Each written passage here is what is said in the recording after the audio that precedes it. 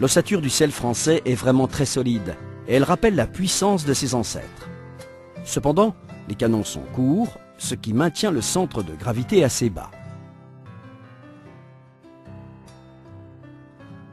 Les articulations sont sèches, ainsi que les tendons, ce qui met en valeur la qualité du cheval. Lorsqu'ils sont en mouvement, les chevaux de selle français s'étendent remarquablement. L'amplitude de leur foulée, la fermeté de leur battue, alliée à leur puissance et à la coordination de leurs membres, donnent l'impression qu'ils sont prêts à s'envoler. Aujourd'hui, grâce aux techniques de reproduction assistée, le sel français est présent dans le monde entier. Les accords internationaux entre les éleveurs qui se trouvent hors des frontières françaises sont souvent signés par des représentants mondiaux de la race. Puis ce sont des inspecteurs qui accordent le label sel français aux poulains qui naissent partout dans le monde chaque année. 5 critères caractérisent le sel français. Son brillant, qui lui confère une beauté tout à fait singulière. Sa force, qui lui permet de sauter des obstacles avec beaucoup d'aisance. Son équilibre, qui assure tranquillité et sécurité aux propriétaires lorsqu'ils le montent. Sa générosité, qui en fait l'ami de centaines de milliers de propriétaires. Son intelligence, qui lui permet de réaliser aisément des exercices difficiles pour d'autres chevaux.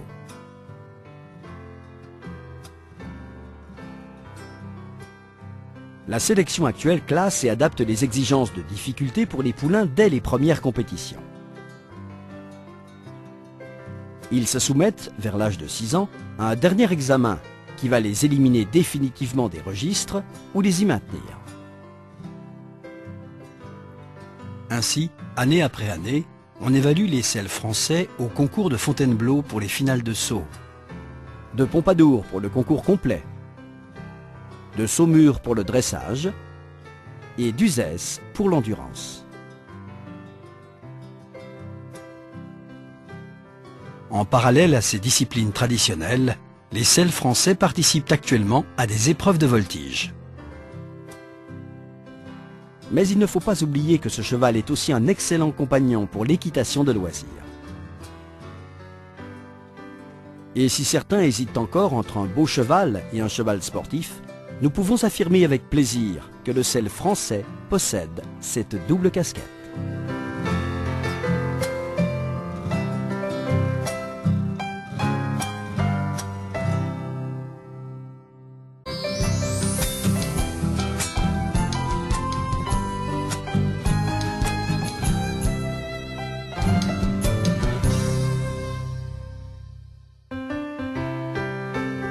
Pour certains, le polo est un passe-temps réservé aux nantis.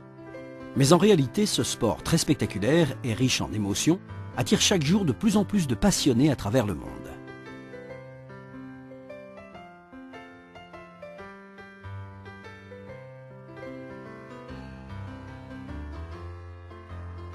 Un terrain de polo doit mesurer entre 230 et 275 mètres de long. La largeur doit mesurer entre 160 et 180 mètres si le terrain est ouvert, et entre 130 et 146 mètres s'il est bordé de planches. En outre, le terrain doit comporter une zone de décélération d'environ 10 mètres de large de chaque côté et d'environ 30 mètres derrière les lignes de fond par mesure de sécurité. De chaque côté du terrain se trouvent les poteaux de but, espacés de 7 mètres. Ils doivent être hauts d'au moins 3 mètres et protéger les joueurs d'éventuels chocs durant la partie.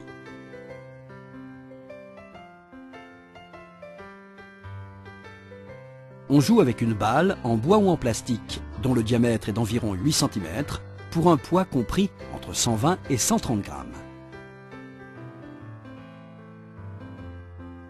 La balle est frappée à l'aide de clubs de bois, qu'on appelle des maillets, dont la longueur varie en fonction de la taille du cheval. Le maillet ne doit pas être utilisé de manière agressive et ne doit pas gêner un autre joueur. Il est obligatoire de le tenir de la main droite. Les équipes sont formées de 4 joueurs. À chaque joueur est attribué un handicap qui correspond à sa valeur.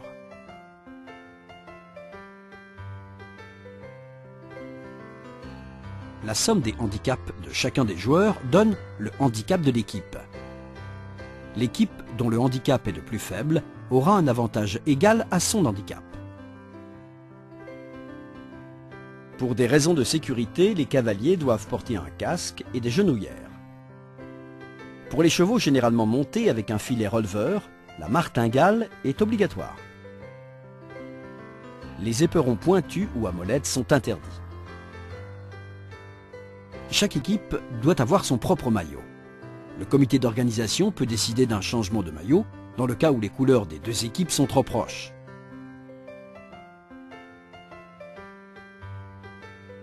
Pour les chevaux, aucune règle n'est imposée sur leur taille ou leur race. Seuls les chevaux borgnes, vicieux, qui ruent ou qui ne répondent pas aux critères sanitaires ne peuvent pas être utilisés.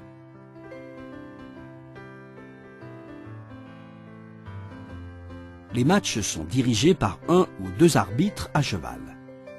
Lorsqu'il y a deux arbitres, on désigne un référé qui se tient en dehors du terrain.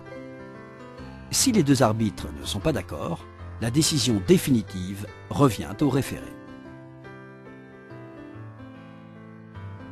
La mission des arbitres est délicate, car le polo est un sport très rapide. Chaque match est divisé en 8 périodes, appelées aussi chokas. Une période dure 7 minutes, et 3 minutes séparent chacune des périodes. La fin d'une période est annoncée par une cloche, mais elle se termine seulement lorsque la balle sort de l'aire de jeu. C'est seulement dans la dernière période que la cloche annonce l'arrêt immédiat du match. Un but est marqué lorsque la balle passe complètement entre les poteaux ou leur prolongement. Si une balle se casse, on prend en compte le plus gros morceau de celle-ci. Les juges de but se trouvent près des poteaux et signalent un but en agitant leur drapeau. Lorsqu'une balle sort du terrain, c'est l'arbitre qui la remet en jeu en la lançant à terre entre les joueurs qui s'alignent pour la recevoir. Aucun joueur n'a le droit de croiser la ligne de balle d'un autre joueur, c'est-à-dire la ligne visible ou virtuelle produite par la trajectoire de la balle. Tout comportement dangereux, un marquage trop brutal par exemple, est sanctionné par une pénalité. L'importance de la pénalité dépend de la gravité de la faute. La plupart du temps, on cherche à accrocher l'adversaire qui a la balle pour la lui prendre, et pouvoir ainsi la frapper dans une direction utile à sa propre équipe. Aucun joueur n'a le droit de punir son cheval. Les jambes des chevaux sont normalement protégées par des bandes de polo. Pendant le match, la queue doit être attachée ou tressée, afin de ne pas gêner les mouvements du maillet. Le polo se joue avec une selle anglaise, presque plate, dont le pommeau et le trousquin sont très bas pour permettre aux joueurs de se déplacer facilement en avant et en arrière.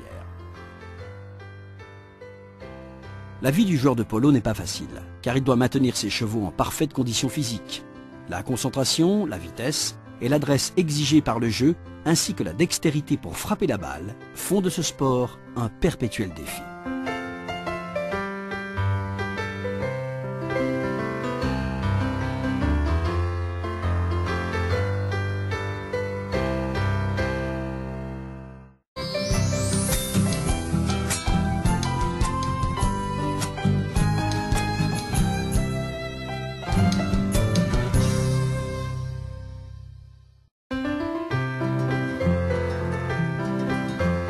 Récemment, une ancienne polémique sur la nécessité de ferrer les chevaux a refait surface. S'en est suivi un débat sur les effets positifs ou néfastes de la ferrure traditionnelle ou du barefoot, autrement dit, le cheval pieds nus.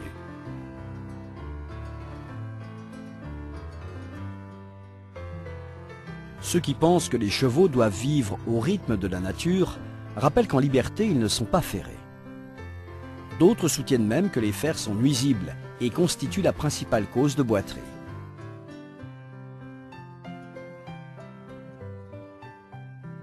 il est indéniable que les fers présentent quelques inconvénients. Le sabot perd son élasticité.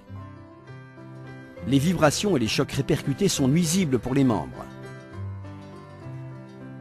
Les fers empêchent presque tout appui sur le sol, de la fourchette, des parois et de la sole. Ils allongent les bascules biomécaniques et altèrent les aplombs. Ils sont glissants sur des terrains compacts. Ils peuvent être dangereux pour les autres chevaux à cause des coups de pied. Les clous abîment et affaiblissent la structure cornée. Mais ils offrent également des avantages indiscutables. Ils empêchent l'usure excessive du sabot. Ils aident le cheval lors des compétitions, par exemple grâce aux crampons vissés sur le fer pour l'empêcher de glisser sur les terrains glissants. Ils sont utiles dans les cas de tendinite ou d'arthrose.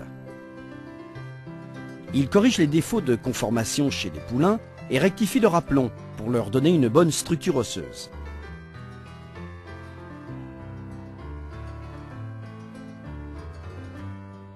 Ils servent à traiter la fourbure, la pourriture de la fourchette et la fourmilière. Un sabot sain a une très bonne faculté de régénération suffisante pour vivre à l'état sauvage.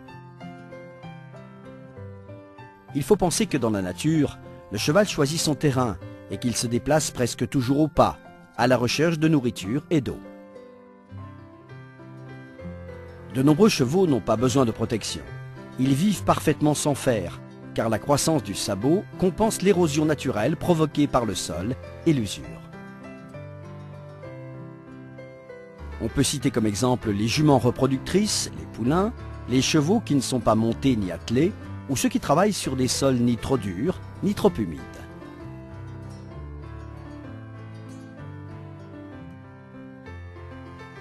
Les chevaux qui travaillent sur des terrains adaptés ou qui broutent des pâtures meubles peuvent rester pieds nus. Ils n'ont pas absolument besoin de fer.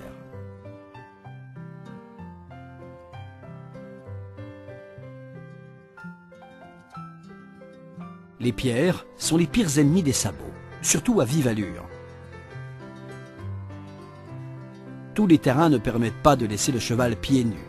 Ce n'est pas conseillé pour des chevaux soumis à des efforts importants ou à une activité sportive qui entraîne une usure importante du sabot, comme l'endurance par exemple.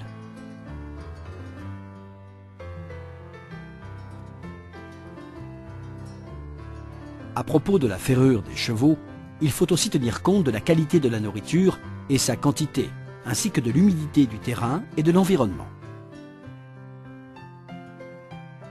Lorsqu'ils sont secs, les sabots sont plus résistants, même s'ils sont moins souples. Si l'on songe à déferrer son cheval, il ne faut pas oublier que certains chevaux ont besoin d'un temps d'adaptation pour vivre pieds nus. Pour cette opération, plusieurs conditions doivent être réunies. Des sabots en bon état, un terrain adapté, un parage efficace qui ne sollicite pratiquement pas les sols. Une sole faible et